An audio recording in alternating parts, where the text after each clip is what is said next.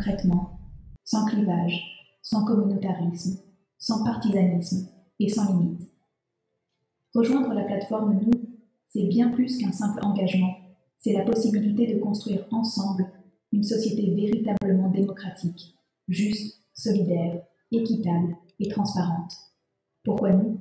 Un outil 100% démocratique, une plateforme où chaque voix compte, où chaque proposition peut émerger et être soutenue par tous, sécurisée et transparente, une plateforme conçue dans le respect total de la souveraineté du peuple.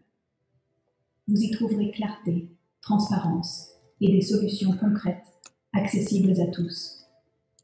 Fini les leaders, fini les chefs. Nous ne voulons plus de hiérarchies imposées, de décisions venant d'en haut. La parole revient au peuple. Chaque citoyen est acteur. Proposer et disposer. Sur nous, ce n'est pas une élite qui décide pour vous, mais bien tous ensemble.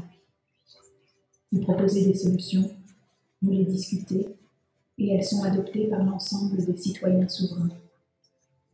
Ce que nous vous offrons, un espace de liberté où vous pouvez vous exprimer sans crainte ni restriction, une organisation décentralisée où chaque contribution est précieuse, où vous êtes acteur du changement, la possibilité de réinventer notre société à travers des solutions collectives et innovantes.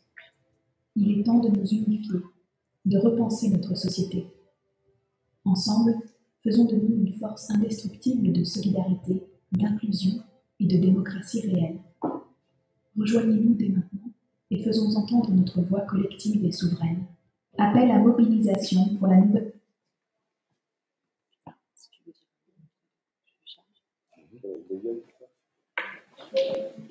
Je ne sais pas non plus.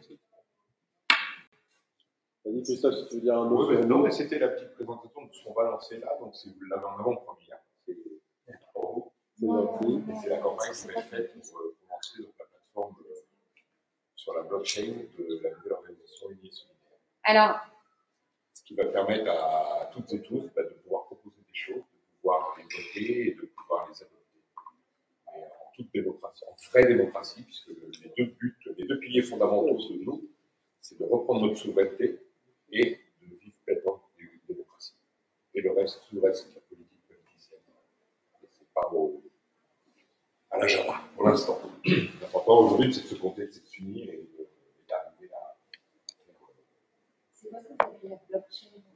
Alors, c'est informatique, c'est-à-dire que le site sera hébergé à Chypre, et on a dans le monde entier 13 ordinateurs qui relaient une information, donc ça évite le piratage, ça permet d'avoir des votes qui sont un individu, une personne. Et vous allez faire un système de nouvelle monnaie, vous aurez un jeton pour aller voter, c'est des trucs-là. Voilà, c'est les tokens. C'est la blockchain de notation manqué par l'examen, en fait, c'est Kate qui va être la présidente de l'association. Kate Middleton, ça s'appelle. Qui a les clés de la façon. C'est un produit qui a été développé. D'accord, parce que j'ai vraiment parlé du produit, j'ai été que nous, j'utilisais. Ce qui est très important, et c'est là où j'insiste, c'est que c'est un outil très vraiment à la pomme de la technologie qui nous est offert. Ne perdons pas ça d'esprit. C'est offert par la personne qui l'a développé, qui le fait offrir à l'étranger, déjà ça marche. Et nous, il nous a dit en France, vous avez besoin par contre de vous mettre à la page technologique et ils vont donner accès à la présidente de l'association qui gérera le système qui s'appellera France 3.0. C'est du jamais vu, c'est du jamais vécu. Je peux vous dire qu'avec ça, on va reprendre ensemble notre souveraineté. Et c'est tout un écosystème, parce qu'au-delà de ça, tout à l'heure, par exemple, on parlait de ce qui va arriver au mois d'octobre avec la monnaie, justement. Christine Lagarde, l'euro numérique, pardon, merci.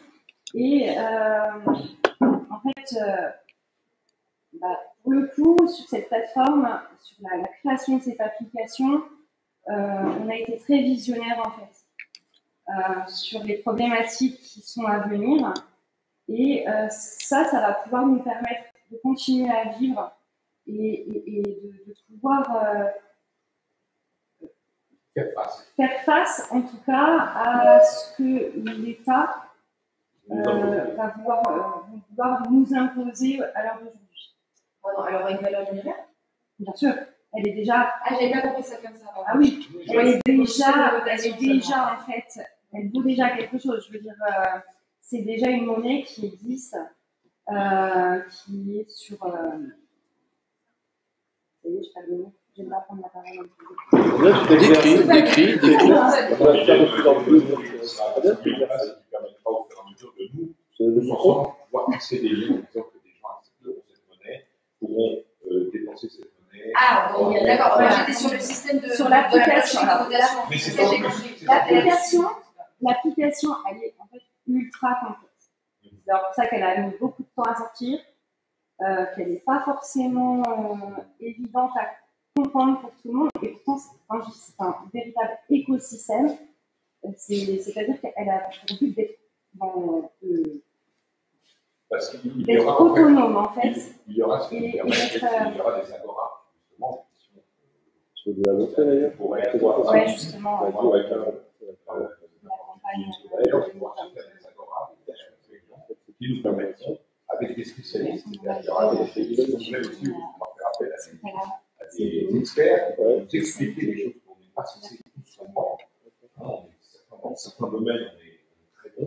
Par contre, il y en a d'autres un peu moins, parce qu'on ne sait pas que là, il y aura tout un tas d'experts qui sont triés sur le volet par tous les gens qui connaissent un tel qui lui est spécialisé et qui pourra répondre en perpétuel, enfin toujours. Et donc, après, les gens se font une bonne idée et lorsqu'ils proposeront une idée, elle sera horizontale de A à Z, de Z à A.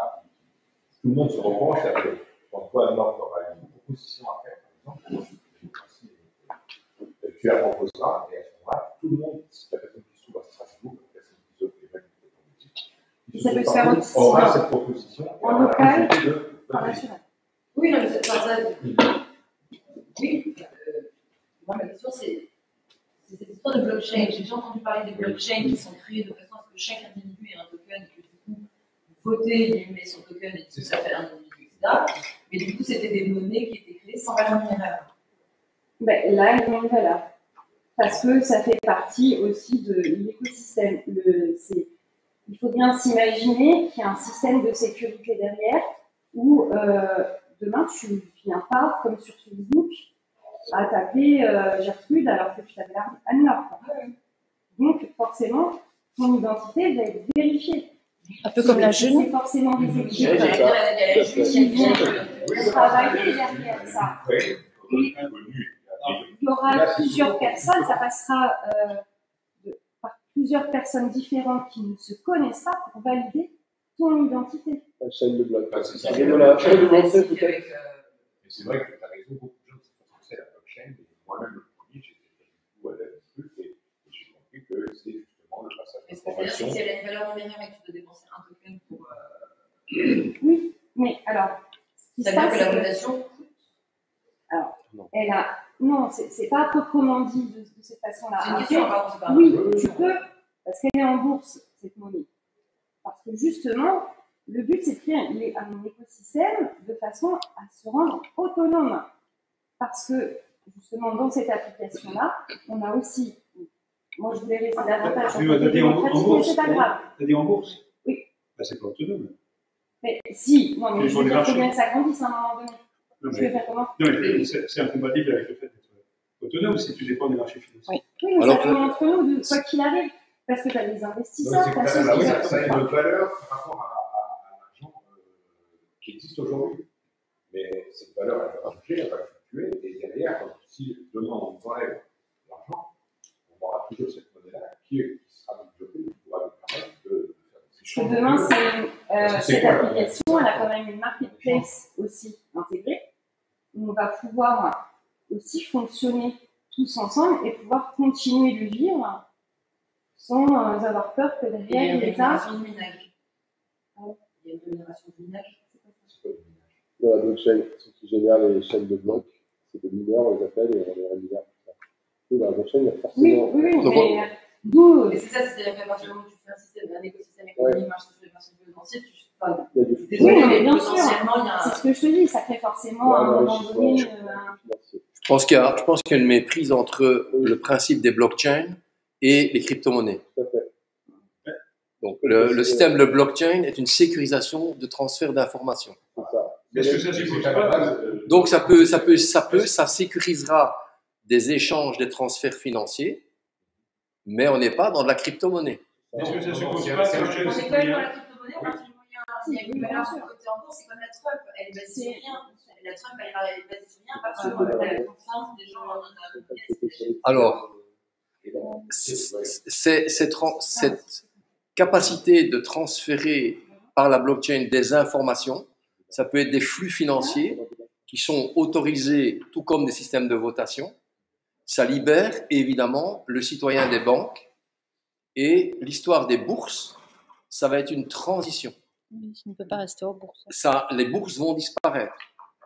Il y aura des stock exchange parce que il faut à un moment donné un alignement des monnaies. On va réaligner les monnaies mondiales parce que dans les systèmes économiques qui ont été construits depuis 200 ans, on a paupérisé des populations entières qui n'avaient pas le droit d'être paupérisées. 1 heure de travail en Colombie est égale à 1 heure de travail en France, en Belgique, au Guatemala, au Burkina Faso. Oui. Ceux qui n'ont pas encore compris ça, Il faut arrêter là, tout de suite. il ne faut plus essayer de développer quoi que ce soit. 1 heure de travail, c'est du travail humain. C'est universel. Et là, c'est un truc de juste fou. C'est de se dire qu'à un moment donné, il va falloir, pour établir ça, on va avoir des marchés Plus de boursiers, concurrence. plus de taux d'intérêt, plus d'usure. L'abondance détruit tout ce qui est spéculation. Tout ce qui était la spéculation. Et le manque. Et on va rester sur Ouais, le voilà. sujet élection municipale. On présentait juste la Je vais plateforme vous présenter la plateforme blockchain. et après on va enchaîner sur les municipales. Donnez-vous quelqu'un. Alors, là, je vous montre, en fait, vous allez voir, ça s'appelle le projet C. C'est parce que c'est une campagne qu'on a menée, donc j'étais partie en 2022, et on avait déjà monté un petit film pour présenter justement à tous ceux qu'on a rencontrés en 2022. Ah, c'est toi. C'est moi. Vas-y, montre-nous ça. Tu savais que c'était quoi? Projet C 2022. La technologie au service de la démocratie. On observe une perte de confiance des Français en leurs élus, souvent jugés déconnectés. L'abstention atteint des records. Les tensions sociales se multiplient. Trop de nos concitoyens se sentent oubliés. Notre système de gouvernance atteint ses limites, entraînant une fracture de notre pays. Examinons les causes. Le système actuel encourage la centralisation des pouvoirs et ne permet pas de lutter efficacement contre le gaspillage d'argent public ou les conflits d'intérêts. De plus, notre démocratie nous permet de voter pour un président, mais pas pour les membres du gouvernement, ce qui pose la question de la légitimité. Nos représentants décident de tout sur tous les sujets, alors qu'ils ne sont experts que sur certains d'entre eux. Enfin, nos procédures de vote, une fois tous les 5 ans, ne permettent aucun contrôle sur les décideurs, ni aucune sanction en cas de non-respect des promesses électorales. En réponse à cela, une initiative citoyenne propose un nouveau protocole démocratique. Si vous le souhaitez, vous pouvez rejoindre cette initiative et y prendre part activement pour rendre aux citoyens le contrôle du système de gouvernance sans modifier le modèle républicain que nous connaissons. Ce système permettra aux citoyens de voter pour un représentant dans chacun des domaines de gouvernance, plutôt qu'un seul qui décide actuellement sur tous les domaines. Les experts élus dans chaque domaine pourront délibérer et décider en toute transparence, sans être bridés par des clivages idéologiques. Chaque expert représentera le nombre de citoyens qui auront voté pour lui. Les meilleurs experts au service de l'intérêt de tous les Français. Vous pourrez les choisir, les encourager ou révoquer votre choix en passant votre voix à un autre expert. C'est une plateforme représentative des choix citoyens, sécurisée, offrant une indépendance et une autonomie citoyenne. Construisons ensemble la démocratie de demain. Devenez ambassadeurs. Rejoignez l'équipe déjà en place. Soutenez-nous. Réinscrivez-vous sur la plateforme. Projet C, la technologie au service de la démocratie. Plus d'informations sur www.projetc. Bien, bravo. Est-ce que tu as une autre vidéo que tu peux nous montrer? Ouais, tout à fait. Si on me permet de revenir en arrière, c'est cool.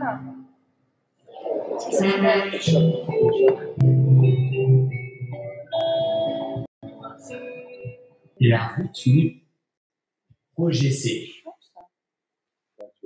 Donc là, je vous ai présenté donc, le projet C, qui est le projet blockchain. Donc voilà. Et donc là, on a la présentation de nous. La plateforme. la plateforme, aujourd'hui qu'on représente, c'est l'agglomération en fait des deux unités, c'est-à-dire un parti politique citoyen qui intègre complètement en fait le blockchain. La blockchain. Allez, vas-y.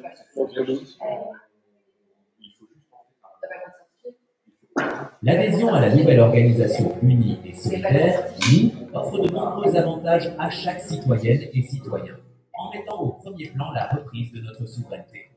Nous se donne pour mission de redonner aux citoyens le contrôle de leurs décisions politiques, économiques et sociales, en éliminant toute ingérence extérieure.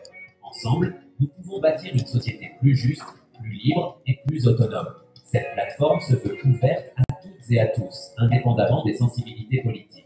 Elle permet de dépasser les clivages traditionnels pour travailler sur des projets communs avec un seul objectif, unir les forces et proposer des solutions concrètes qui bénéficient à l'ensemble de la population.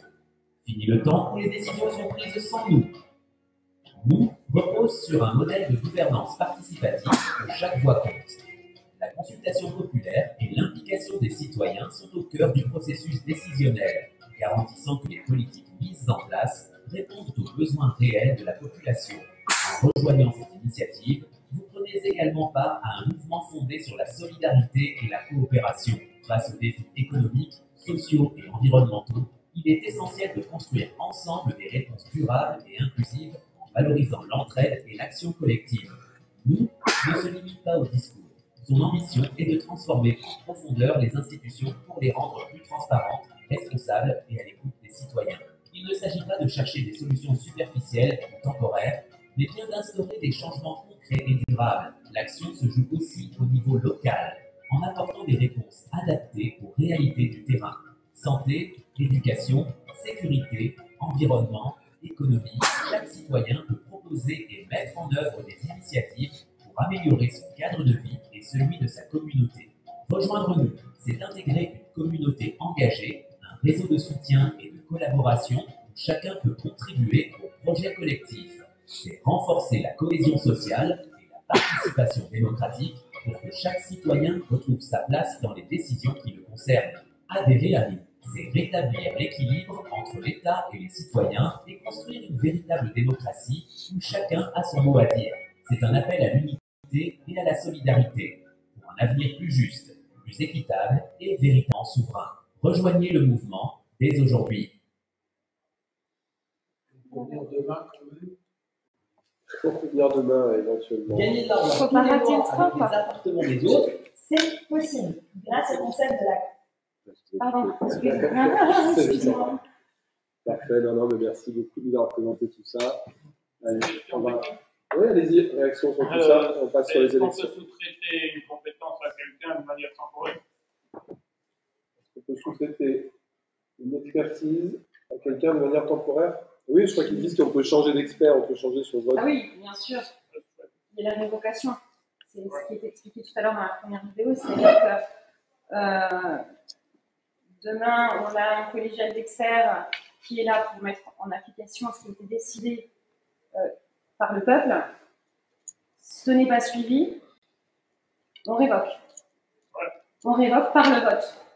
Et au niveau de... Ça veut dire qu'on déclique et on va choper un autre expert qui est beaucoup plus cohérent dans ce qu'on recherche. On peut le mettre en place au niveau de la village. Mais tout est modulable.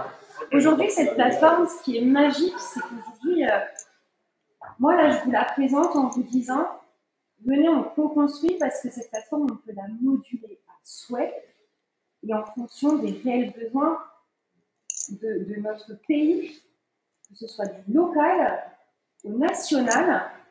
Et je dirais même plus, aujourd'hui, je peux même vous inviter à avoir un onglet Web TV, tout s'informer de qui on est, de ce qu'on fait.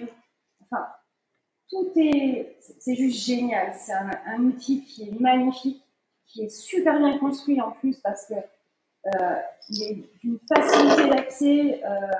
Aujourd'hui, on s'inscrit sur cette application. c'est comme quand on va sur Facebook ou peu importe, X, ce qu'on veut.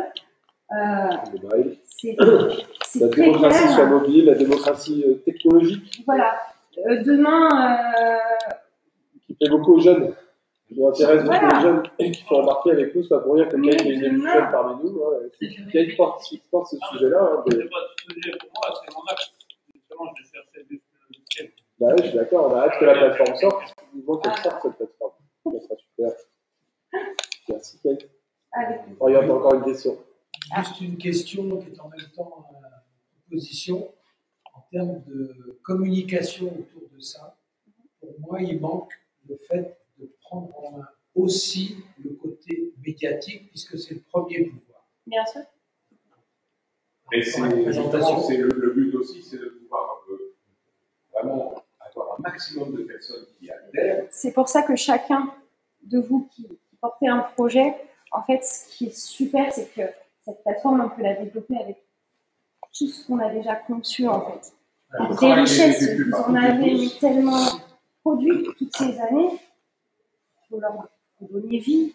Ce que je veux dire, c'est que pour moi, dans la présentation, de ce que j'ai vu, c'est de parler en une phrase ou deux, le côté médiatique par rapport à la qualité de l'information pour motiver les gens, pour dire on construit ensemble le monde de demain plutôt que d'être formaté.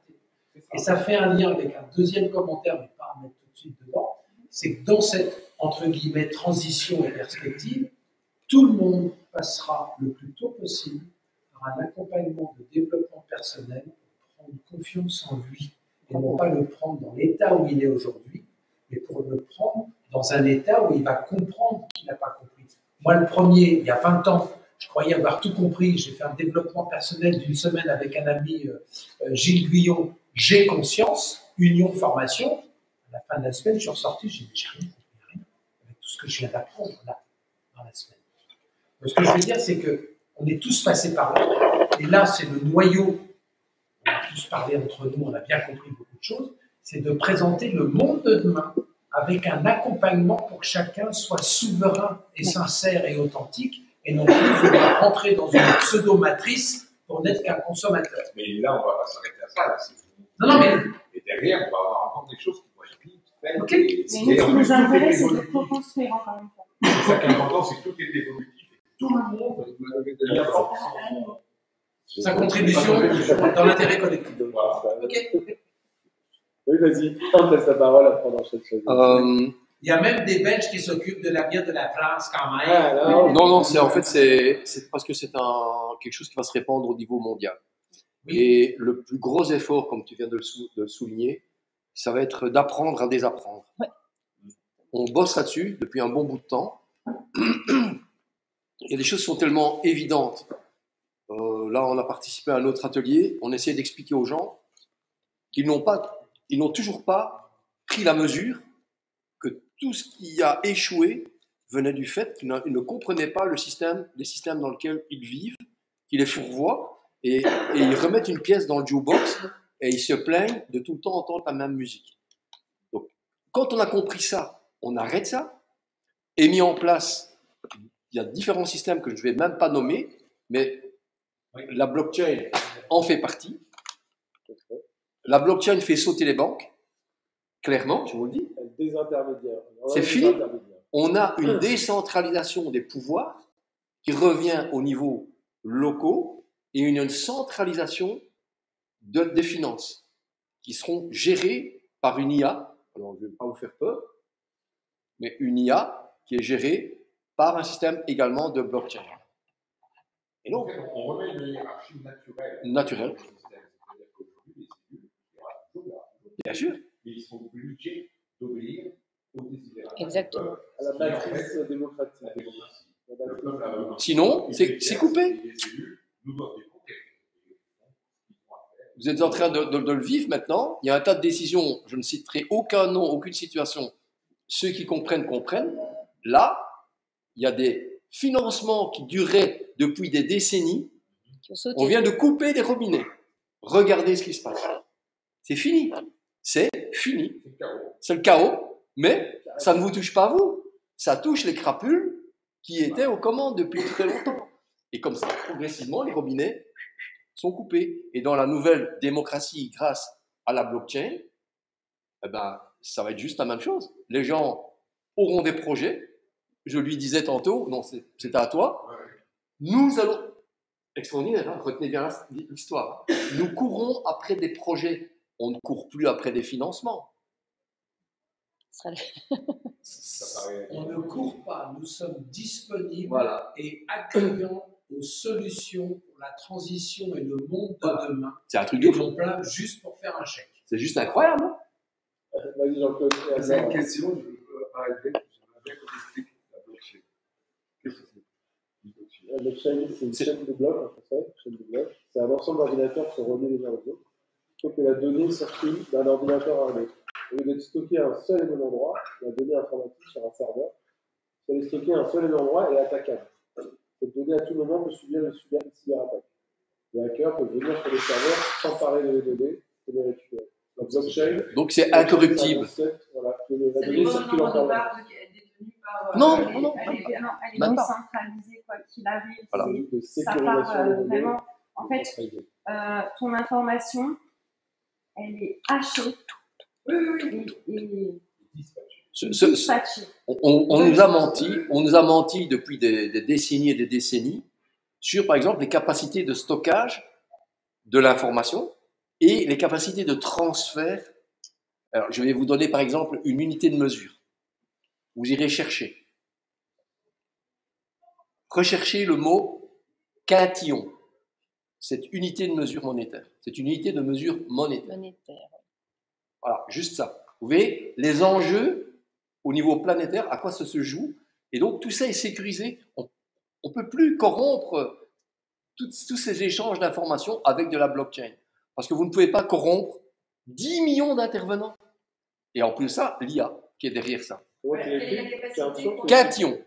Q-U-I-N, K-T-I, 2L, plus 32 zéros, je crois. Est-ce qu'on a une capacité de vérification de la relation effectuée ou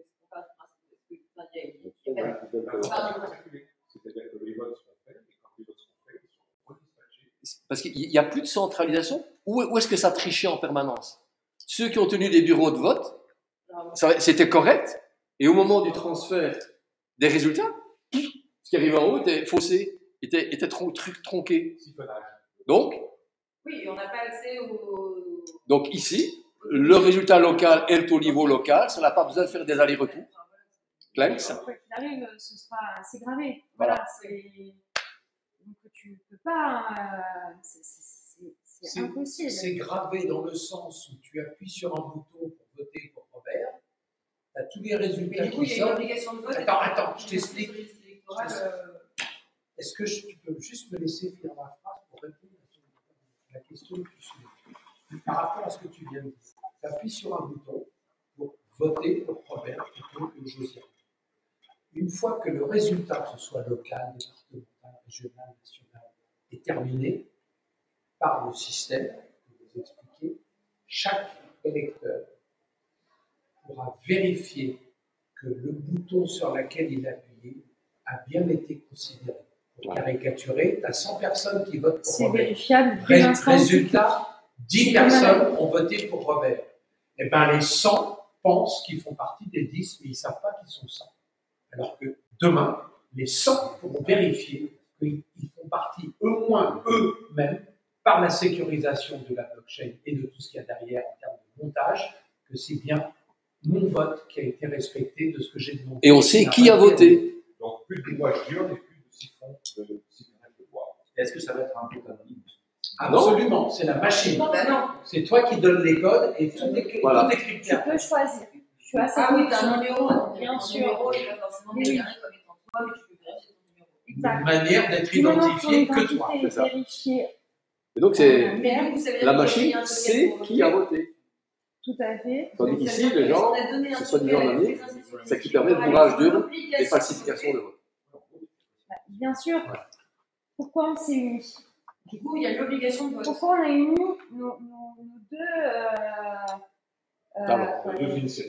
Nos deux initiatives aujourd'hui.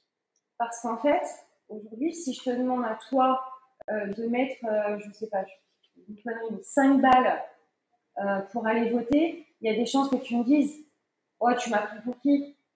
Je suis une citoyenne, je me révolte déjà parce que j'ai pas à bouffer dans mon assiette et tu me demandes 5 balles. Mais va te chier. Vrai ou pas? Il y a des chances. Donc, aujourd'hui, on a décidé déjà de se montrer en exemple, en ayant le parti nous. On a un montant pour une adhésion qui est de 12 €, et dans ces 12 € ça comprend toute la logistique de ce qu'il va y avoir, ce qu'on va mettre en place pour les citoyens, que ce soit les maisons référendaires, etc., etc.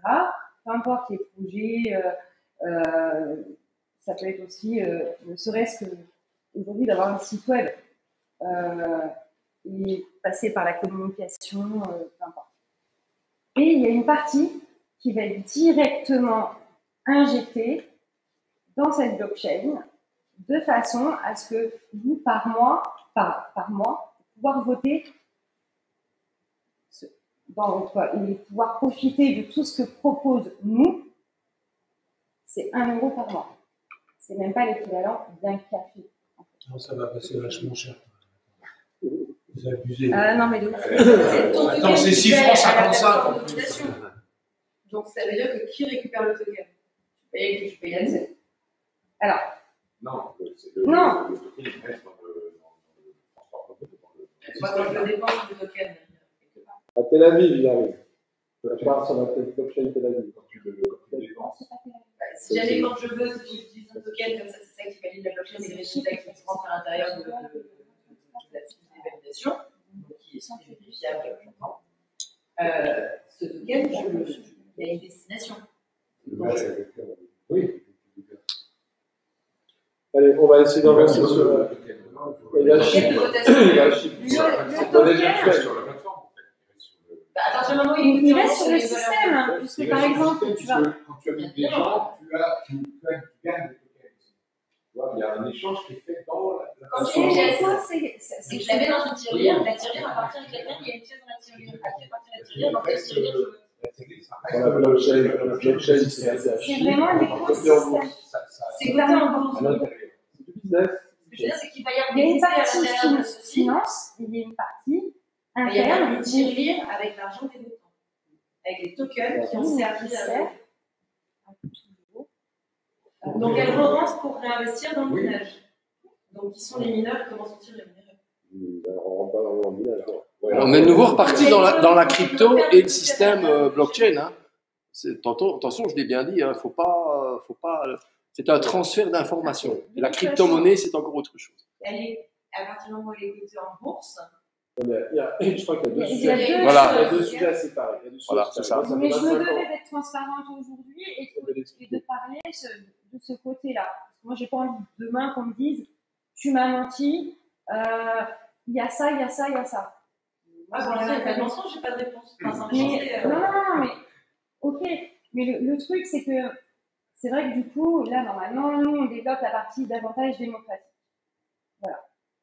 Nous, c'est ça qui est essentiel. Et en fait, tous les démocrates que je connais diront où va mon token. Bien sûr, non, mais l'argent. Enfin, du coup, je pose la question parce que je sais quand je parle, la question c'est dans quel type. Je te donne une réponse, je te la répète là. Le token il reste dans le site. Donc, le token il reste dans le site et il est redistribué. Et tout à l'heure, quand tu amènes une personne, par exemple, qui vient sur la plateforme et tout, tu touches de l'argent. Donc ça veut dire que quand la personne s'inscrit, elle met le nom de son parrain qui l'a amené?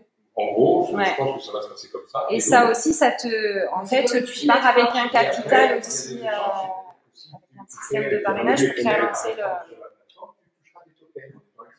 En expertise, à expliquer aux gens ce qu'est le token. C'est tout un écosystème, comme disait Kate, qui va tourner, mais je veux dire, ça ne va pas dans une tirelire, comme tu dis, de quelqu'un en particulier. Non, c'est quelque chose qui va tourner. C'est pas de s'enrichir, c'est de faire tourner la machine. Voilà.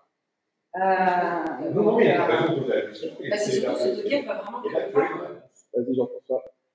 Par rapport au système monétaire crypto-monnaie, quelle est votre référence qui donne la valeur de la crypto-monnaie? Comment vous l'avez appelé? Le Zouz. Hein? Le Zouz. Le Zouz. C'est le nom de la monnaie virtuelle qu'ils ont créée. Et là, appuyé sur quoi? Elle est adossée à quoi? Z-O-I-Z. Zoï. Zouz. Alors, justement, par rapport à la valeur de, on va dire, un clic Zouz, quelle est la référence qui fait que ça vaut 1 par rapport à la totalité de ce qui sera en circulation comme référence? Alors, le token en soi vaut ça. Non, mais il y a deux sujets, je pense qu'il faut bien séparer. La blockchain, comme le dit notre camarade, c'est un système informatique de sécurisation de données, indépendamment de la crypto-monnaie. Oui. Il y a ici, par exemple, une application qui s'appelle Voter. Alors, on parle du sujet de la civic tech. C'est la technologie au service des droits civiques, au service de la démocratie. Voter est une application mobile, par exemple, qui permet le vote sur des propositions, qui permet le débat participatif en ligne. Et tous les votes sont posés sur une blockchain. C'est-à-dire que tout est anonymisé, si vous voulez, et tout est ultra sécurisé. Et c'est des choses qui sont en train d'être expérimentées dans un certain nombre de pays, sur un certain nombre de scrutins, pour développer le vote électronique. Ça permet aux gens d'aller voter électroniquement. Il n'y a pas de notion d'argent. C'est uniquement une notion de sécurisation du vote et d'anonymisation, comme c'est à dire, du vote. D'accord ? Et après, il y a un deuxième élément. Et alors là-dessus, attention, bémol. Tout ça est très innovant, tout ça est très nouveau. On n'a pas encore beaucoup de retours d'expérience sur la fiabilité, la sécurité, la robustesse de tous ces sujets-là. Donc tout ça est encore très fragile, très frais, et mérite d'être expérimenté. Et la jeune génération, le mobile, la technologie, nous pousse vers des nouveaux usages, et on verra bien dans quelques années les usages vont sortir. Après, il y a une deuxième notion qui me semble importante dans le projet, c'est la notion d'argent, de monétisation de tout ça. Voilà. De mettre de l'argent sur une plateforme blockchain, c'est un choix commercial qui est mené par ceux qui portent le projet. La techno pourrait être gratuite, elle est gratuite, c'est de code source, c'est la techno qui est gratuite, ça demande juste du temps homme. Donc, ça demande des heures et des heures, des jours et des jours, des semaines et des semaines de développeurs, d'informaticiens qui fabriquent tout ça. Mais c'est gratuit. Donc théoriquement, on aura le temps d'en débattre en off, théoriquement, tout le monde pourrait venir sur nous, proposer, débattre, voter gratuitement. D'accord ? De manière sécurisée, puisque blockchain. Voilà. Après, un choix peut être pris par l'entreprise, ou on va dire le collectif qui porte ça, qui est un choix de monétisation de l'outil, c'est-à-dire de rentabilité de l'outil. Il faut un minimum rentrer un peu d'argent pour entretenir, déjà pour rembourser le développement. Toutes ces technologies-là, ça coûte de l'argent en temps homme pour rembourser. Et ensuite, ça s'entretient. Donc, année après année, on a besoin de payer des serveurs, de la blockchain, des mineurs, les gens qui s'occupent de la blockchain, on a besoin de les rémunérer, tous ces gens-là. On a besoin de payer ceux qui pilotent les plateformes. Et donc, on peut demander une contribution financière, une participation financière. Voilà. Et après, comment elle est demandée, ça c'est un autre choix. Voilà. Soit elle est imposée, soit elle est proposée. Si elle est proposée, ce qu'on a souvent dans ces sujets-là, c'est de la cagnotte en ligne. Donc on dit aux gens, soutenez, c'est exactement le principe de Wikipédia. Wikipédia, tout est gratuit. Et Wikipédia demande, et 1% des utilisateurs de Wikipédia payent. 1% des utilisateurs donnent bénévolement de l'argent. Voilà. Donc ça peut être un modèle comme ça, de financement participatif, comme on dit. Voilà, mais sinon, il y a une démarche, je veux dire, à minima commerciale, voilà, et qui, du coup, dans ce cas-là, oui, elle est posée sur une blockchain financière, donc qui est reliée à Zouz, qui est ce que vous avez là. Zouz, c'est une monnaie virtuelle, mais c'est une monnaie. C'est une monnaie qui va fluctuer, une monnaie sur laquelle on peut faire de la plus-value. D'accord ? Donc, si c'est adossé à une crypto-monnaie, oui, là, il y a une dimension business évidente dans tout ça. Voilà, mais je livre à chacun d'explorer, d'aller voir. Et une marketplace qui se met en place avec le temps où les gens disent moi je suis un assureur, j'accepte moi je suis boulanger, j'accepte le prix. Et puis moi je suis immobilier, j'accepte le prix. C'est un même code que nous. Voilà, c'est des monnaies alternatives, c'est des monnaies. Alors, il y a le même code que les autres, les mineurs sont rémunérés, et ensuite quand tu mets un code quelque part, c'est vraiment deux. Mais là on est surtout. Pour l'instant, si vous voulez, c'est pas des développeurs qui vont faire des bitcoins, c'est pas important dans le sens où là, on va se servir de la blockchain pour avoir une garantie de sécurité sur le vote et la souveraineté. L'argent est un deuxième sujet. C'est une... Alors, il y a la plateforme de la blockchain, et après il y a l'argent. C'est nolo.fr.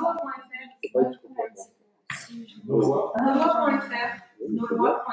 Je connais Pour la transparence, en moyenne, tu as 200 votants par grande organisation de la vie politique. Quand tu as une niche hyper spécifique avec indemniser les homosexuels qui ont été installés en 1980, avoir un droit de réparation. Là, tu as toute une communauté et tu te retrouves avec 10 000 votes sur la plateforme. Mais en moyenne, NoMob.fr, tu as 200 votes sur les gens qui sont super importants. Oui, on verra, mais tous les adhérents.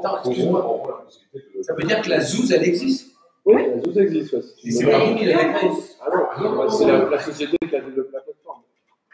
Genre, t'achètes Solana, voilà, c'est un bitcoin.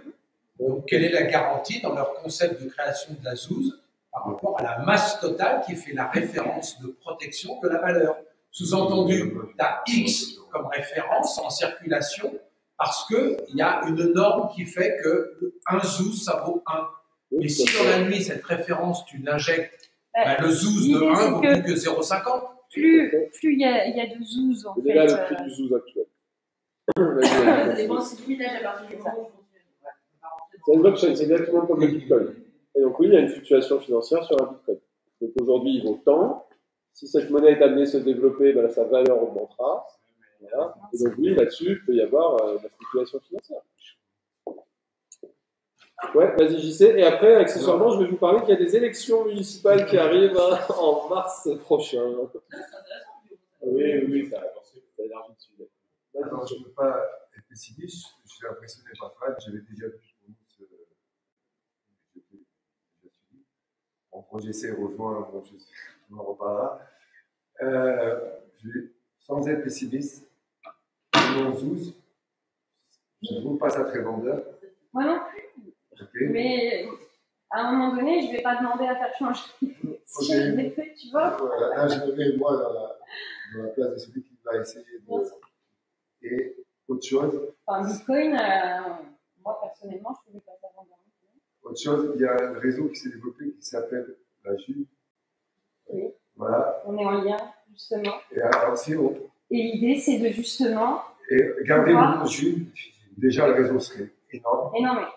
On a l'idée, c'est déjà pour parler de pouvoir monter cette monnaie-là aussi sur la plateforme, parce que comme ça, ceux qui utilisent déjà cette monnaie-là, il n'y a pas de problème, tu vois. Oui, non, ouais, ça, c'est d'expérimentation. Oui, ça fait quand même 3 ans que j'ai 18 parrains, que je suis toujours pas juge licence. Bah oui, ça, qui a des bitcoins ici, il n'y en a pas beaucoup encore ici qui ont de la crypto. Donc pour l'instant, c'est encore très récent tout ça. Vas-y, dernière question, et vraiment après. C'est pas une question, c'est juste pour vous dire, ce qui est important, c'est de comprendre qu'il y a des changements technologiques qui sont en train de façonner le nouveau monde. Et le point d'appui de ce levier-là, c'est vraiment la technologie de blockchain. Vous allez de plus en plus entendre parler de la technologie blockchain.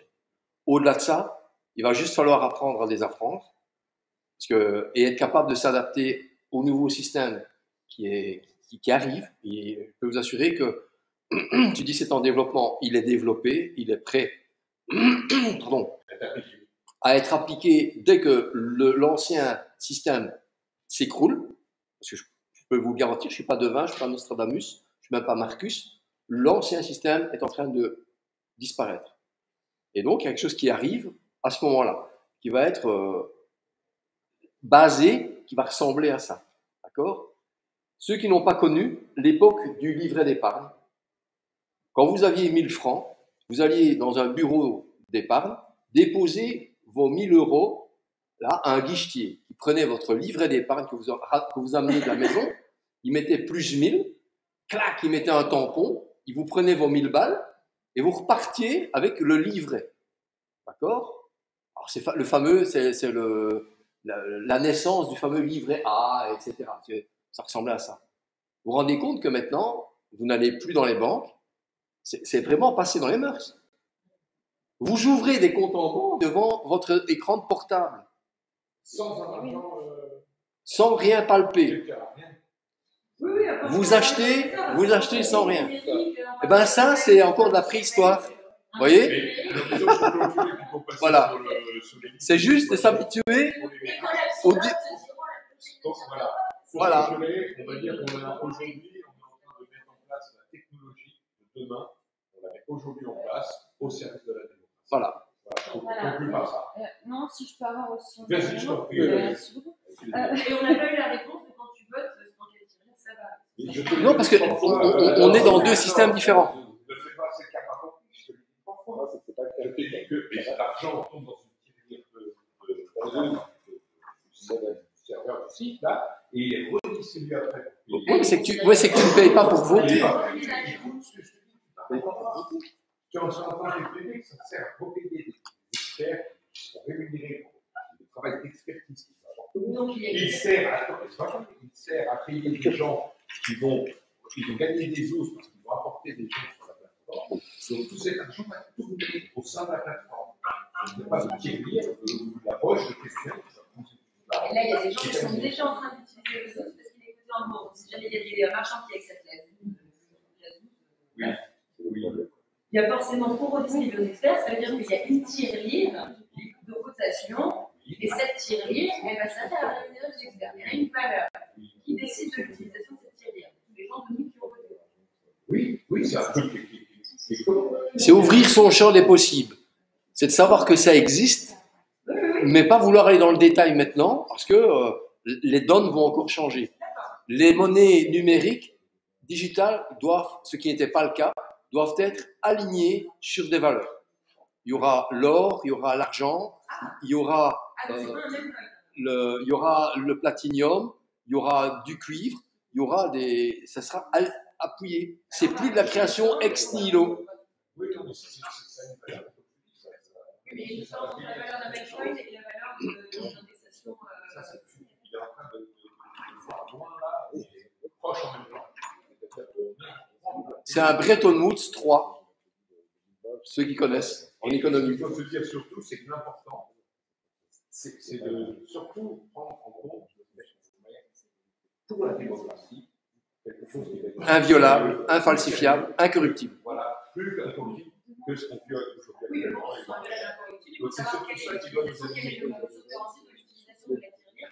Non.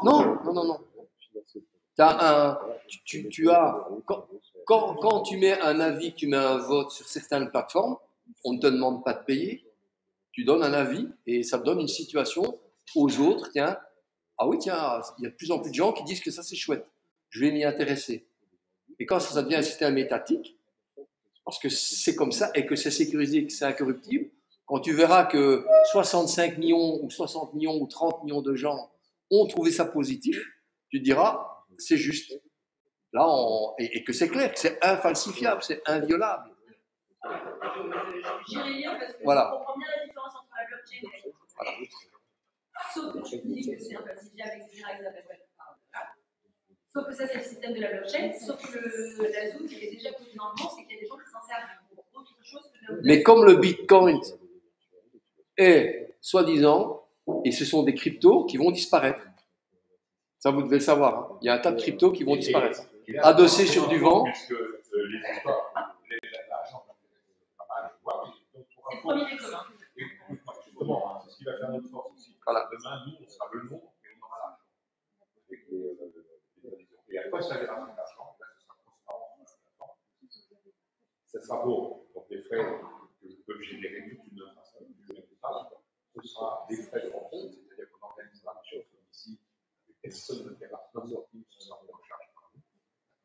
On organisera des affrètements de vue pour les gens qui ne peuvent pas se déplacer de venir, parce qu'ils ne peuvent pas oser. Bien quand même. Il y aura toutes les campagnes politiques qu'on avait en place dans nos communes, dans nos législatives, même où on aura cet argent qui sera investi automatiquement en toute clarté et transparence pour que justement tout le monde puisse participer aujourd'hui. Alors moi, j'ai beaucoup de gens dans mon entourage.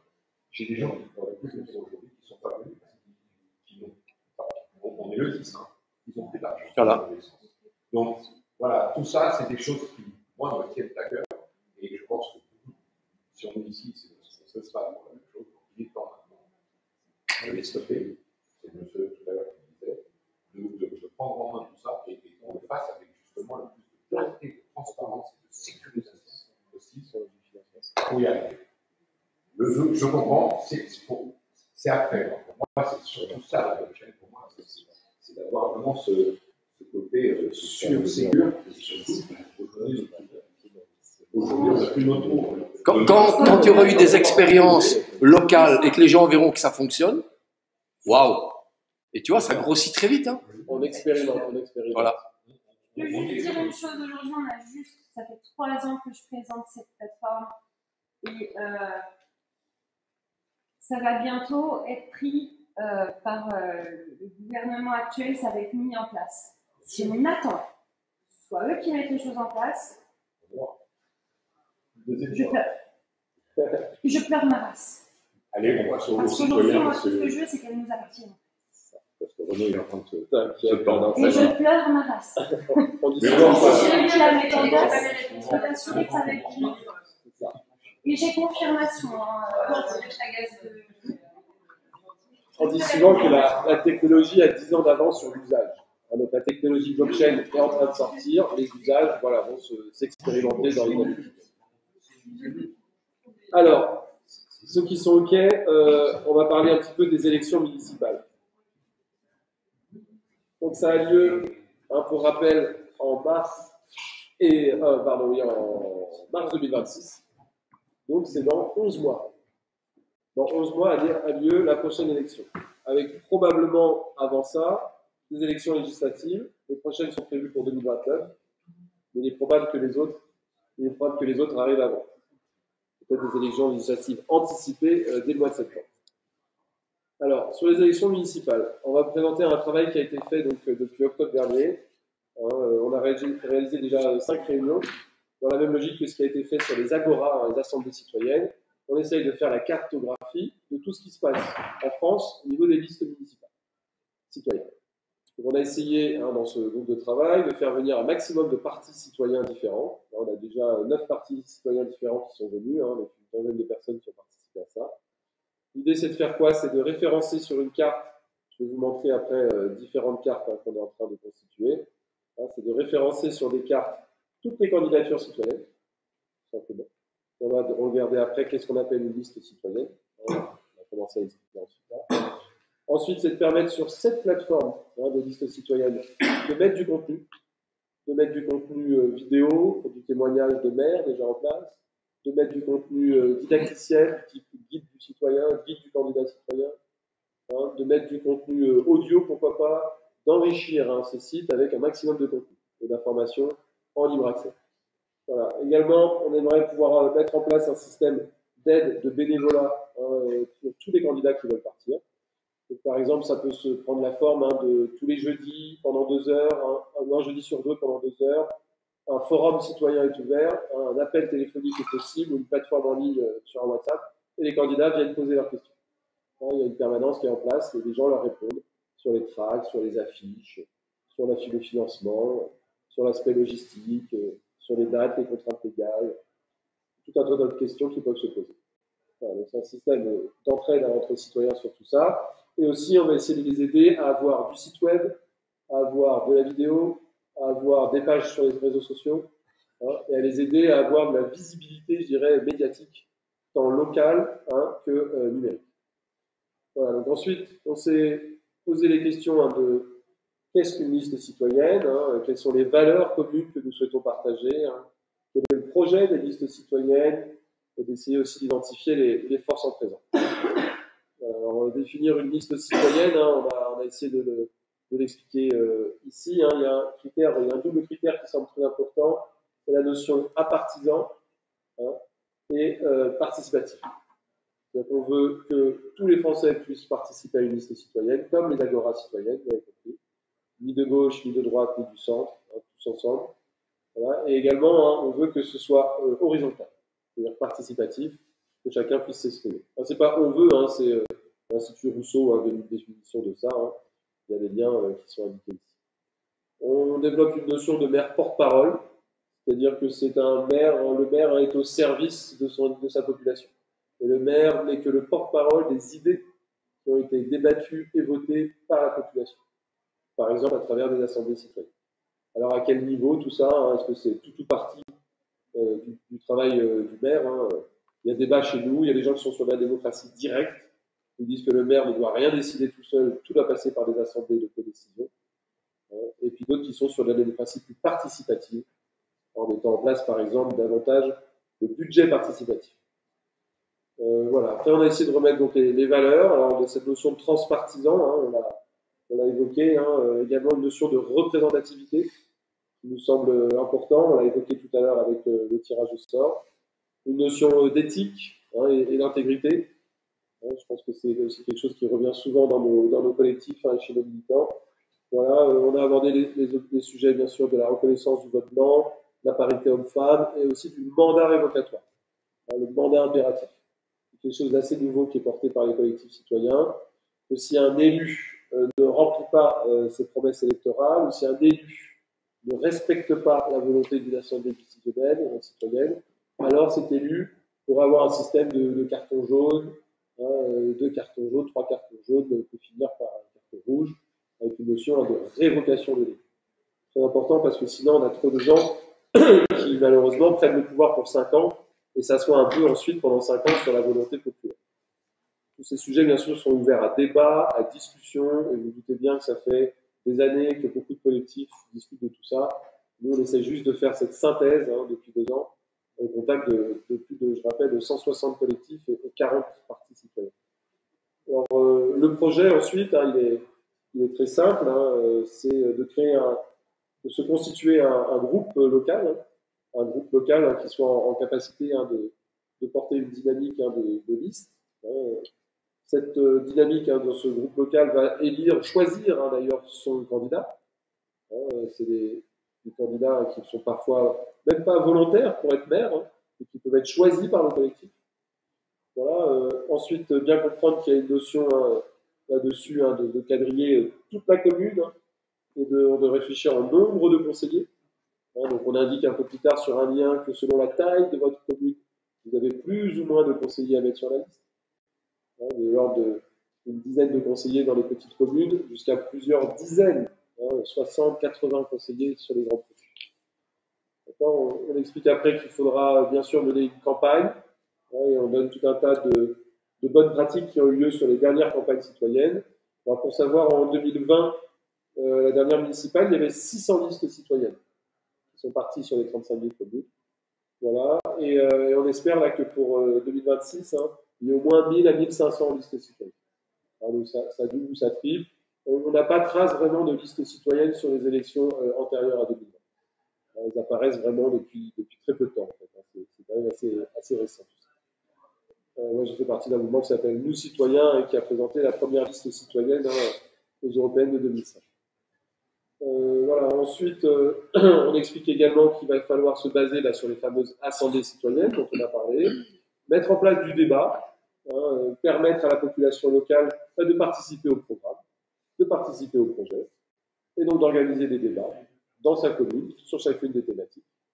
Voilà, et de proposer par exemple un système de vote, un scrutin majoritaire, différents types de votes sont expérimentés. Voilà, et puis ensuite, respecter bien sûr la volonté et la souveraineté du peuple, donc respecter toutes ces décisions citoyennes. Voilà, alors les listes et les forces en présence, on essaie de les lister ici sur plusieurs cartes. Alors il y a la carte à vos communes, la carte à vos communes qui a été développée par Pascal, qui est un site web qui d'ailleurs est en train de se sécuriser en blockchain. On est en train de livrer ça sur un système de blockchain, qui sont aussi avec des hébergements à l'étranger, hors de France, pour éviter d'être, on va dire, saisi et d'être fermé du jour au lendemain sur décision de justice française. Voilà, et donc sur cette plateforme, on commence à identifier un certain nombre de maires. On va les rajouter les uns après les autres. Il y a également une plateforme qui avance bien qui s'appelle Action Commune, certains d'entre nous connaissent. Ils ont fait un rassemblement à Valour l'été dernier. Ils ont mis en place une action qui s'appelle La mairie est à nous. Voilà, ils ont demandé on était plus de 500 personnes l'été dernier. Ils ont demandé à tous ceux qui portaient des listes citoyennes pour les municipales de se mettre à côté d'un panneau municipal et de se prendre en photo. En changeant le nom, en se mettant à côté du panneau, en disant c'est à nous avec un autocollant, la mairie est à nous. Il y a 80 listes à peu près qui sont parties avec eux déjà. Et aujourd'hui, ils en référencent 110 ou 120 à peu près, qui sont présents là-dessus. Et du coup, ils vont tous choisir selon le truc du candidat citoyen avec le choix du candidat. Ouais, c'est ça. Ouais. Alors eux, ils ont toute une documentation qui est mise en place, qui est proposée par Fréquence Commune. Ils ont un guide du candidat déjà qui est en place.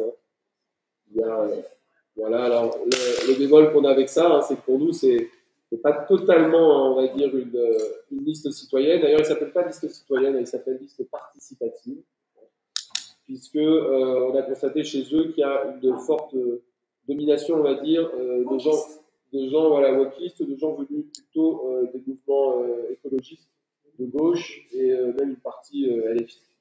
Donc on peut dire que c'est des listes participatives de gauche. Voilà. Bon, on a également, même si ce sens est assez vague, puisque aujourd'hui il y avait aussi des gens chez eux qui ne partageaient pas forcément leurs idées. Et bon, quand on a exprimé, ça a un peu duré militari.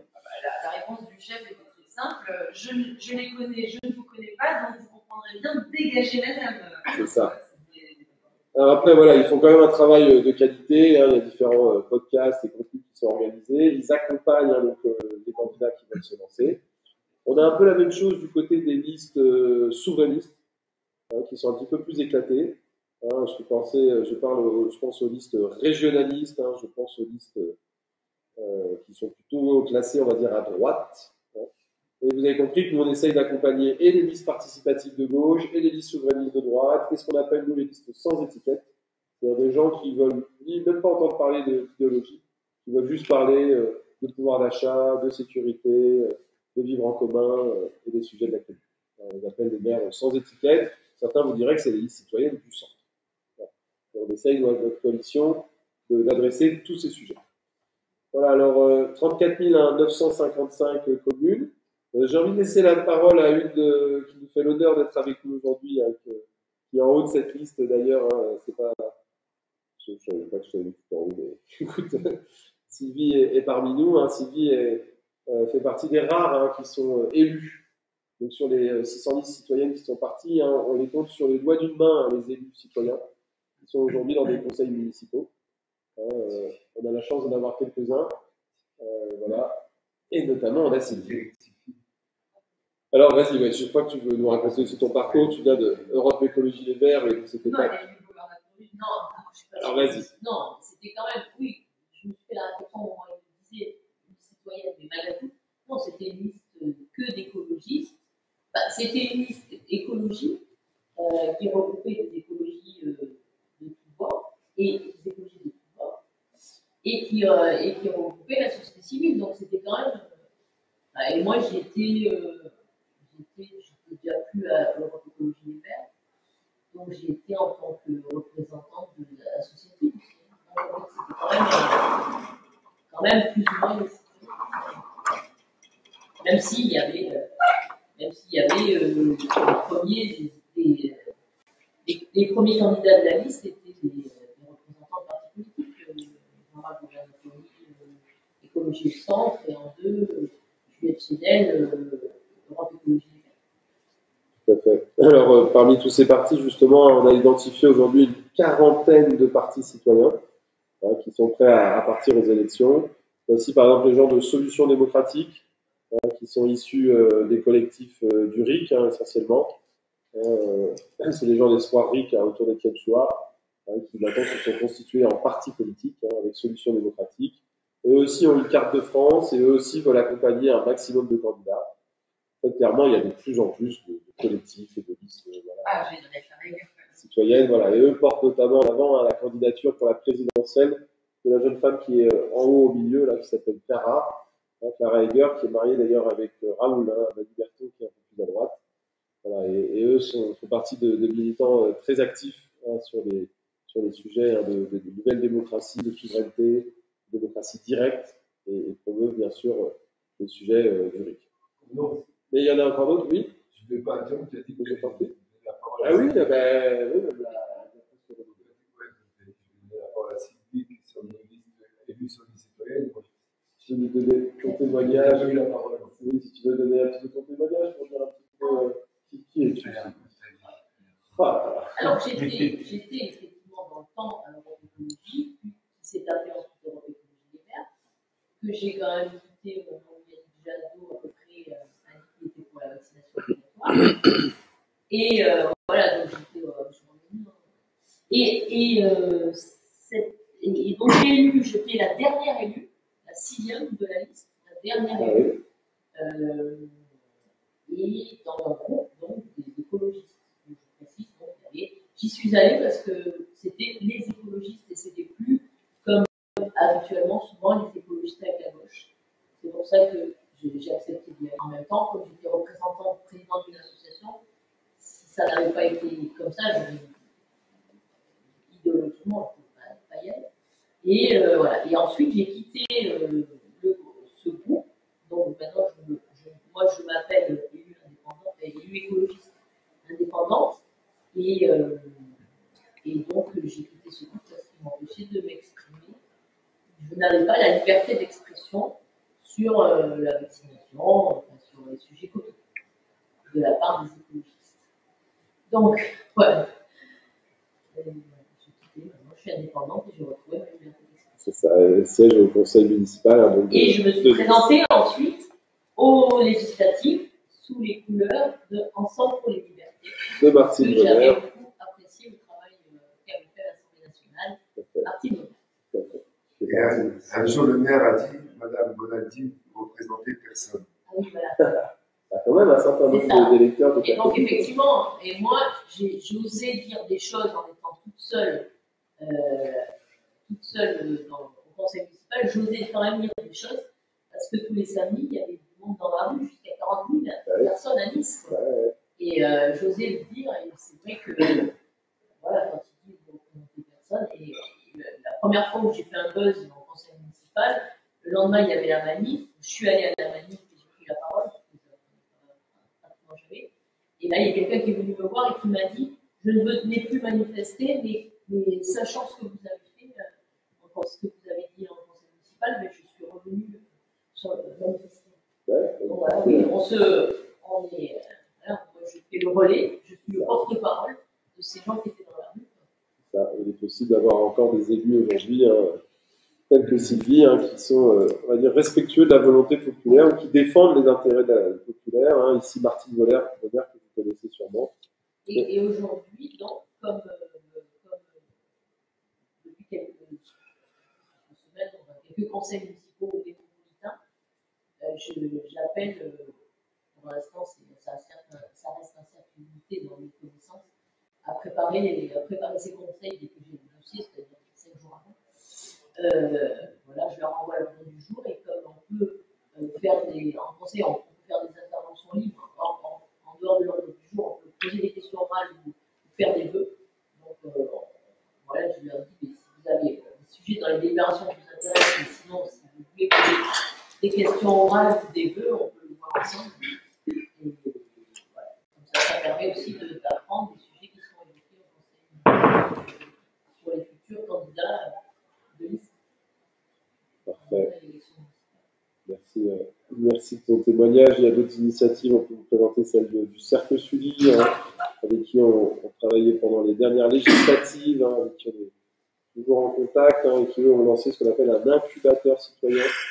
Donc l'idée, c'est de pouvoir accompagner là aussi des candidats qui veulent se lancer et de les aider à les structurer, à les accompagner.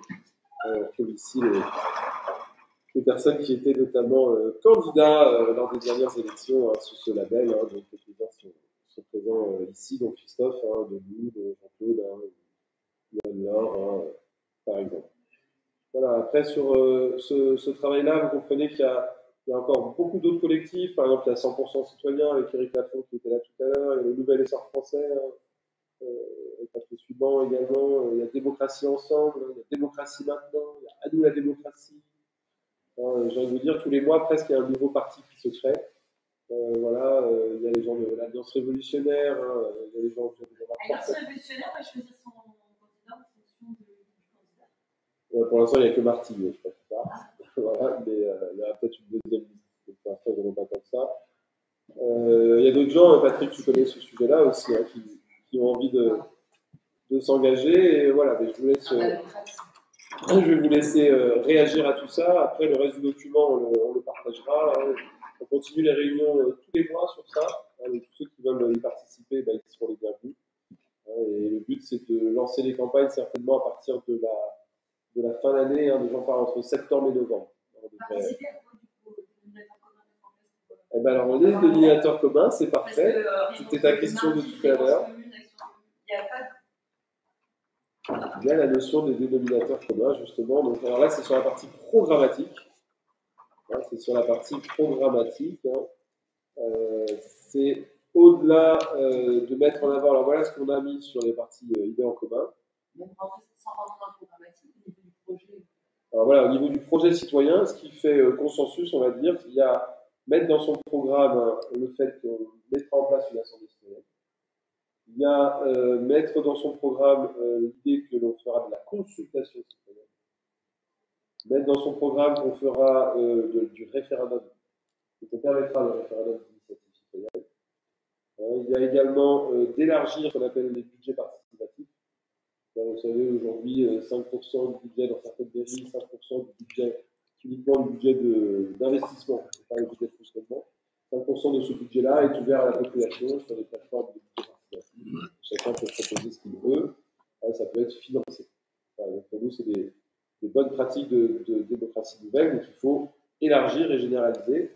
Voilà, également indiquer que dans sa liste, on fera un travail d'éducation populaire, d'essayer d'informer régulièrement la population sur leurs besoins d'accéder à la connaissance sur ces sujets-là pour pouvoir voter de manière éclairée.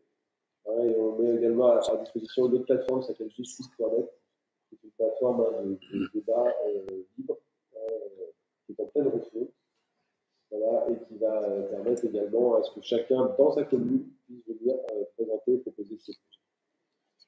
Voilà. Après, il y a la question du programme. Et donc là, dans cette notion de dénominateur commun, comme d'abord, beaucoup de collectifs citoyens s'arrêtent à ce que je viens de dire.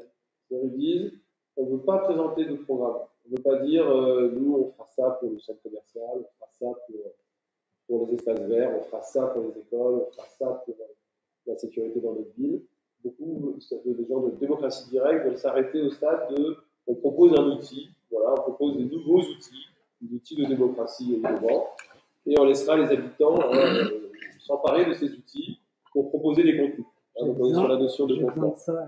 Vas-y, t'inquiète. Oui, ça va. Et après, on a la notion de gens qui veulent aller au-delà de la démocratie directe pure, et qui disent, mais si on va juste avec de la démocratie directe, on ne fera pas beaucoup de choses. On a vu des listes de démocratie directe qui disent juste le RIC, ou juste les outils. Malheureusement, on fait des scores très très faibles. De l'ordre de 0, quelque chose, ou voilà, on n'a pas eu des scores extraordinaires. Et donc, en plus de cette brique démocratique nouvelle, il y a un consensus qui progressivement arrive, même chez les gens du RIC maintenant. J'ai battu encore avec eux sur la plateforme, de parler des sujets de société aussi. Et donc, d'aborder des propositions sur la santé, l'éducation, la justice, l'environnement. Propositions qui doivent être élaborées dans un processus participatif, donc avec des assemblées citoyennes par exemple, et qui devront être soumises au débat, voire au vote, avec la population. Voilà, il y a ces notions de venir rajouter donc, du programmatique en plus des outils pour les listes citoyennes. Voilà, et là-dessus, chacun bien sûr sera libre. On a des gens, on a un monsieur qui part sur la ville de Nîmes par exemple, qui a fait 3% il y a 5 ans, qui espère dépasser les 5%. Voilà, lui, il va parler des sujets locaux, des sujets qui concernent les Lillois, il y a des propositions là-dessus. Voilà, chacun fera en fonction de ce qu'il veut. Là, on n'est pas là pour juger qu'est-ce qui est la meilleure liste citoyenne. On est là pour aider, accompagner.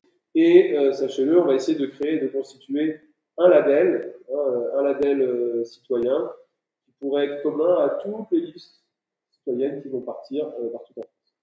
Voilà, donc là, Rachid, Hubert et d'autres qui sont là ou qui ne sont pas plus aujourd'hui.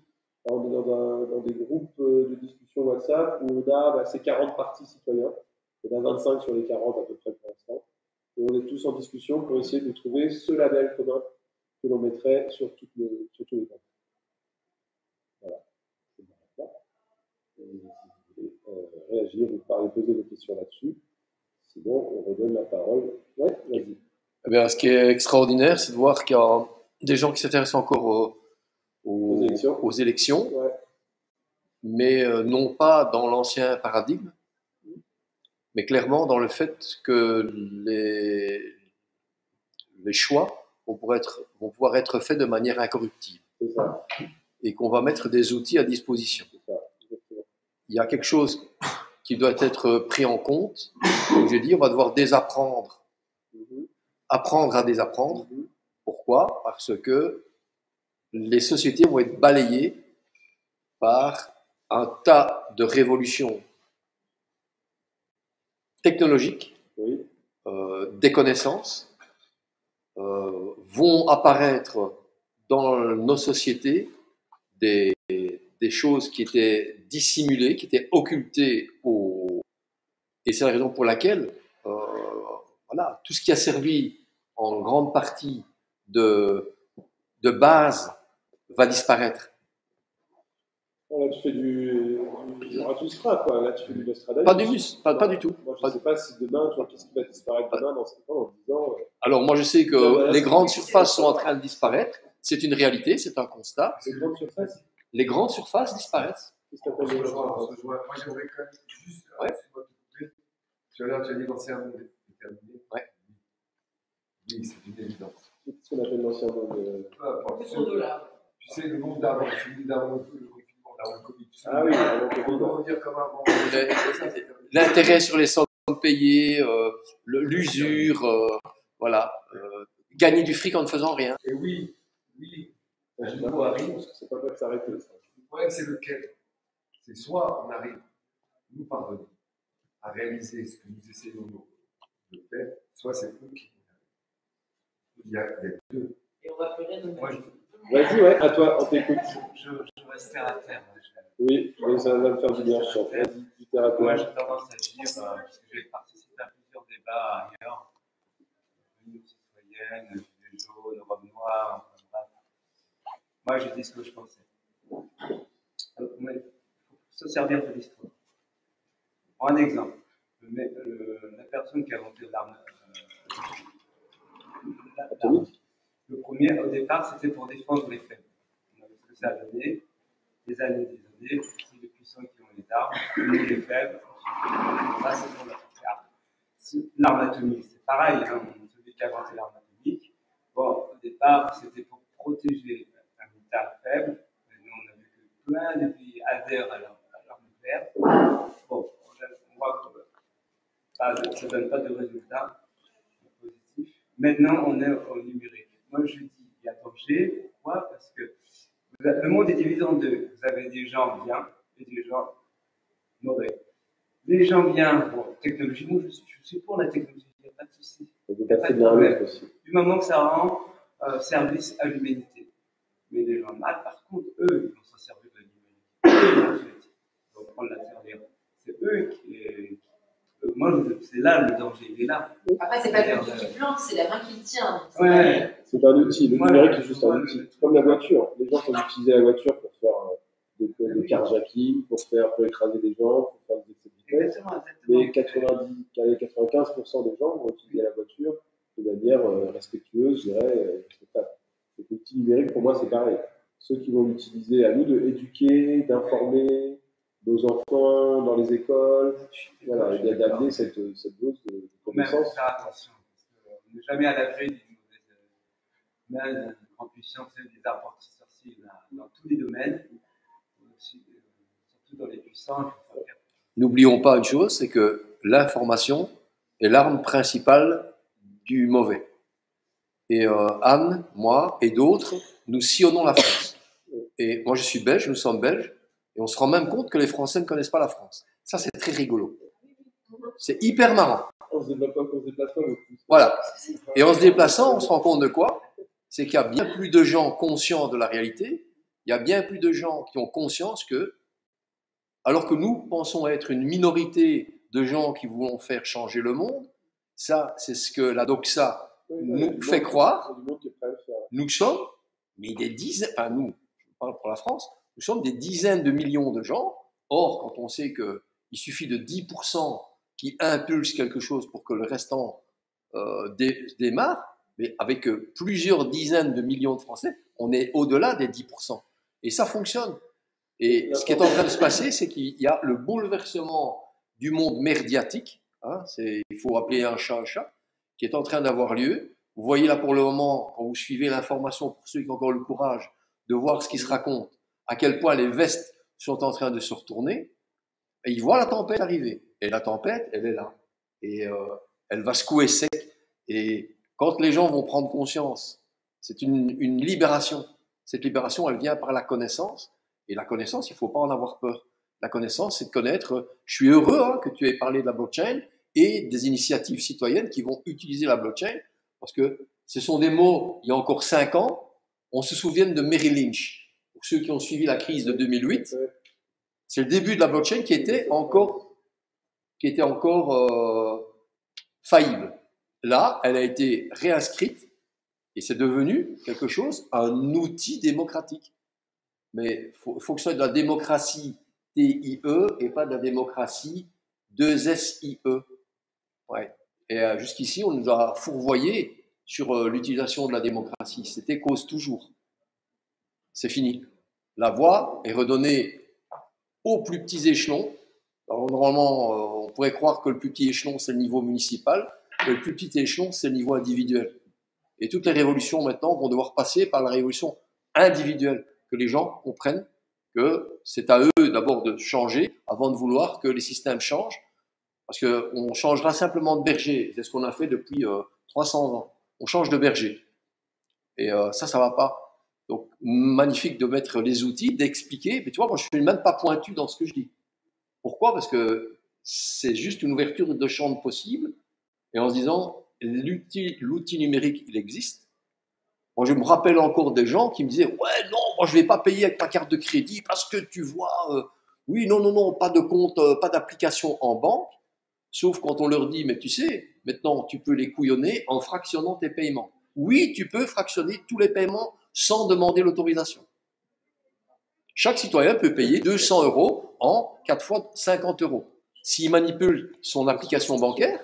Alors, pour te répondre, pour moi, la technologie et l'information, on peut être au service du bien et du mal. Voilà. Pour moi, l'information, ce n'est pas un outil au service du mal, hein, c'est un outil qui est aussi au service du bien. Voilà. Principalement au niveau du bien, mais nous ne le savons pas. Pendant la résistance, ils ont réussi à se tourner de l'information. C'était toute une lutte pour eux, d'ailleurs, de réussir à faire passer des messages.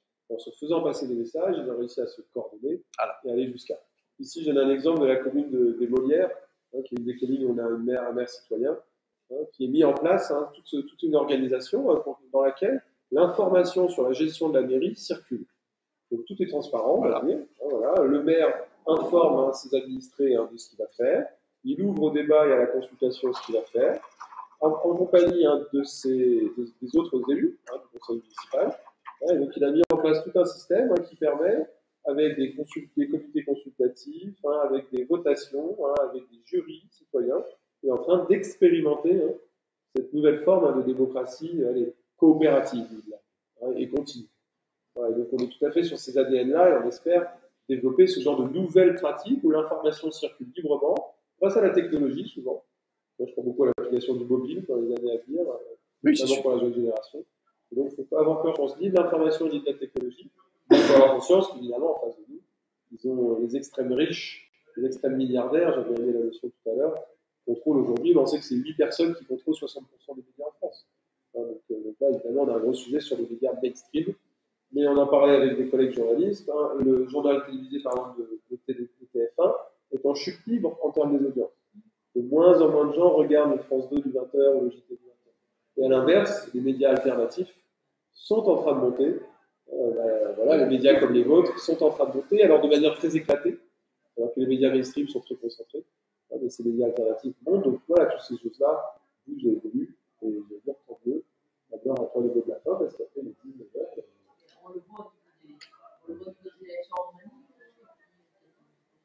Bien sûr. C'est un révélateur, c'est magnifique. Bien sûr. Ouais. Bien sûr. Ça, c'est très bien. Que veux-tu dire? Moi, c'est plus une question, parce que du coup, je vais encore un bilan de ce qu'on a gagné, de tout ce qu'on croise, etc. Maintenant, j'ai vu la liste passer qu'on était en train de et en même temps je l'ai sur WhatsApp. Je peux la remettre, ouais, là. Concrètement, non, ces groupes-là ne sont pas en accord sur le guide du candidat citoyen, qui ne pas tout le monde. La révocation de l'élu, on est d'accord que le mandat impératif est illégal, donc à moins qu'il y en ait un qui fasse un avocat qui fasse un joli contrat expliquant que par rapport à que tu signes en amont avant d'être candidat pour pouvoir être pénalisable sur les évolutions que tu as reçues pendant ton truc. Et après, le choix du candidat, c'était l'un des listings, et pareil, il y a la moitié des. Oui, ah oui, non, je suis d'accord. Là, sur la listing, tout le monde n'est pas d'accord avec du coup, concrètement, l'idée, quand tu espères qu'on puisse mettre en place un label. On va soumettre avec tous ceux qui sont dans le groupe, là, dont je te parlais, tous les partis citoyens, on va soumettre ces sujets-là à vote. On a déjà commencé, on n'a pas encore fait du vote, on a fait du débat. Et j'allais dire, on espère que 80% vont être d'accord sur un maximum de choses. Et ça, on mettra au label. Et ceux avec qui on n'arrivera vraiment pas à faire ces choses-là, ils partiront du sang.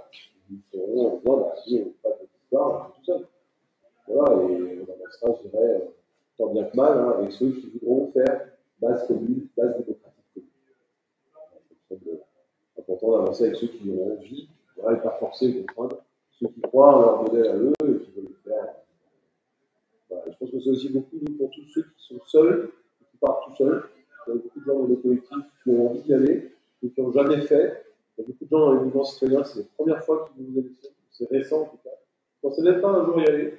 Ils disent ça va tellement de plus en plus mal que j'ai envie de mobiliser. Donc je pense qu'on est là aussi pour durer sur des années, sur tout ça, et pour accompagner, année après année, tous les gens qui veulent se lancer, pour expliquer que c'est pas si compliqué, il y a des gens qui savent faire, on peut vous accompagner. Voilà, et moi mon souhait c'est que dans 5, dans 10 ans, on ait 5 000 listes, 10 000 listes, 10 000 listes, 20 000 listes citoyennes en France. Voilà, aujourd'hui on aura que une liste citoyenne entre prochaines. Voilà, à définir, et ça va se définir dans le temps. On va y voir plus en plus clair. Voilà. Liste démocratique, liste éco-citoyenne, liste participative, et surtout ces wordings-là, il y a à affiner. Aujourd'hui, si on a 1% des communes où il y aura une liste citoyenne, c'est déjà extraordinaire. Voilà, et ça ne représentera que 360 communes, 350 communes. Donc c'est encore tout petit par rapport à tout ce qu'il y a à faire. Est-ce que certains veulent encore intervenir? Patrick, tu veux dire un mot sur tout ça? Oui, je veux dire que j'ai lu le truc, c'est que les candidatures de Gilets jaunes sont interdites. Parce que vous maintenez le truc, qui a un casier judiciaire ne doit pas être candidat. Or, tous les Gilets jaunes actifs ont un casier judiciaire. Ils ont suivi les procès politiques. Et donc, voilà. Donc, ça a été précisé, le système fait beaucoup d'interdictions. Il ne faut pas rajouter des interdictions aux interdictions. Je suis proposé à toute interdiction supplémentaire. Il y a déjà eu ce débat. On a dit que c'est casier judiciaire. De toute façon, c'est une proposition. C'est casier judiciaire vierge dans leur activité d'élu. Pas pour un gilet jaune qui a été arrêté en manif. Et de toute façon, ça fait un casier judiciaire toujours vierge. Oui. C'est si tu as été condamné. Le casier judiciaire reste vierge. C'est si tu as été condamné en tant 18 heures de garde à vue, 100 heures de garde à vue, c'est si tu as été condamné en tant qu'élu que tu n'as pas le droit de te représenter. Donc, dans ce cas, c'est le rétablissement de la peine de mort. Parce qu'à partir du moment où quelqu'un qui a fait une faute, et qu'on considère que, quel que soit, s'il a fait une faute à 20 ans, jusqu'à 100 ans, il n'aura aucun droit, mieux vaut le tuer. Ça coûtera beaucoup moins cher à la collectivité et ça sera beaucoup moins dur pour lui. Il faut se rappeler que la peine de mort a été introduite au départ.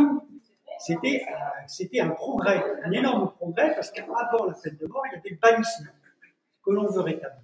Le bannissement, c'est-à-dire que dans les hommes préhistoriques, ils étaient largués. Les animaux sociaux, ils font ça. Et donc, les animaux. Ils sont bouffés par les bêtes sauvages. Sur les réseaux sociaux, on fait et ça. Et un jour, on a dit non, c'est pas possible, les hommes ne sont pas des bêtes. Et donc, voilà, c'est nous-mêmes qui allons le tuer si on considère qu'il ne peut plus vivre pour la société. Aujourd'hui, donc, on a abrogé la peine de mort et on peut rétablir la peine de mort sociale. Donc, il faut savoir ce qu'on veut. Je comprends. Quelqu'un, si on décide que c'est 5 ans la peine, au bout de 5 ans, on est blanchi, on repart à zéro. C'est le sujet qui est en ce moment avec le cas Le Pen et le cas Bayrou, c'est sur l'inéligibilité. Pour nous, c'est dire s'il y a beaucoup de professions aujourd'hui en France où il faut un casier judiciaire vierge pour pouvoir postuler. On ne comprend pas que la profession d'élu ne soit pas soumise aux mêmes contraintes. C'est des règles d'éthique qui semblent fondamentales et même de T'as besoin de. Non, ton serveur te demande, t'es obligé. C'est pas nous qui l'avons. Ton serveur, on se demande. Il faut avoir un casier judiciaire vierge pour se présenter à des élections. Non. Bah oui.